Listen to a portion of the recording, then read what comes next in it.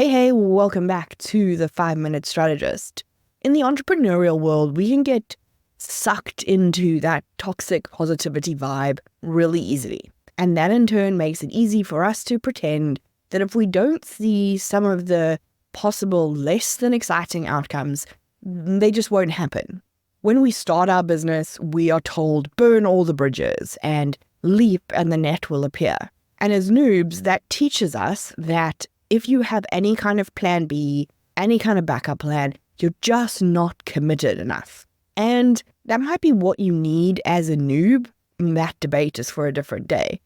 But when you've built a business and you have clients and team relying on you, and you now have financial obligations in your own life, that is just plain irresponsible. When you know it could go wrong, you're better prepared. You can put measures in place to mitigate those risks or to plan for what you would do if they happened. This will save you time and resources if anything happens, but the real key is that it minimizes the disruption that negative experience creates in your business, which means you can get back to business as usual and making money and doing all the things as quickly as possible. And not only is it important to think about risk that you have in your business right now, it's to think about risk when you're making decisions, because you want to make sure that you've thought through every outcome around your strategy to make sure that it's actually realistic, so that you're not surprised that you're met by a giant roadblock after you've invested 6 months of time, money, and energy.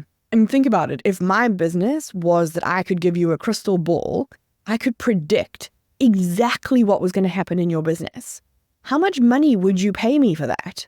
Wouldn't you rather know what challenges are coming down the line than be blindsided by them? So why are we ignoring this very key part of business? I think sometimes people ignore it as well because they're just not really sure where to get started. There are several kinds of risk that you have in your business, and maybe we start there, and that'll just help you to start to identify where you might need to do a little bit of extra work.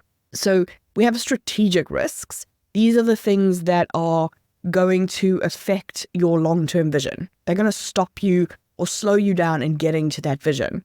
That could be competition coming into your business. It could be market changes. It could be things like the economy changing, people going into recession, people not spending money, right? These are big picture risks that might not only affect your very specific business. Then you have operational risks. So this is where something could happen that disrupts your day-to-day business.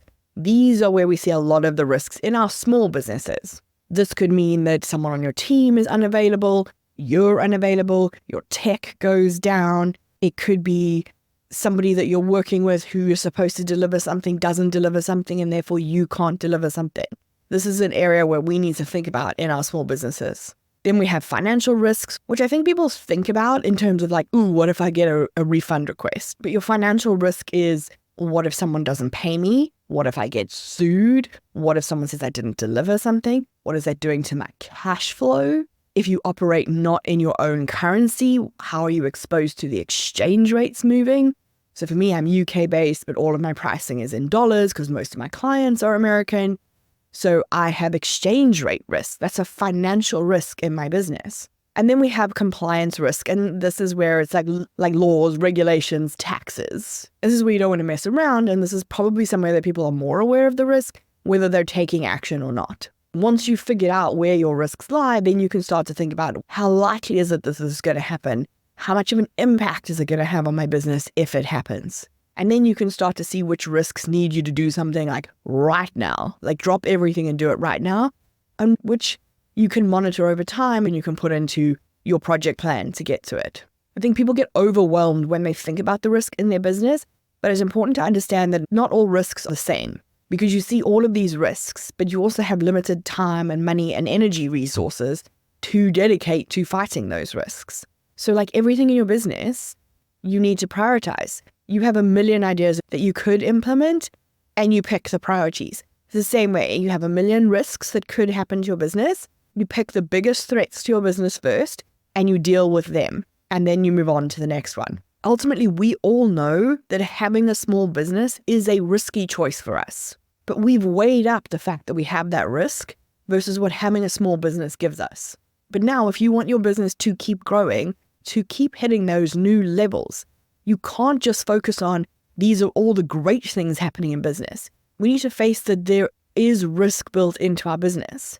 And we need to look it straight in the eye, evaluate its impact on us, and then make a plan as needed. Because if you ignore it, that could be the very thing that slows you down or completely reverses your progress towards that big goal that you're chasing. So what is your strategy to identify, assess, and mitigate risk in your business?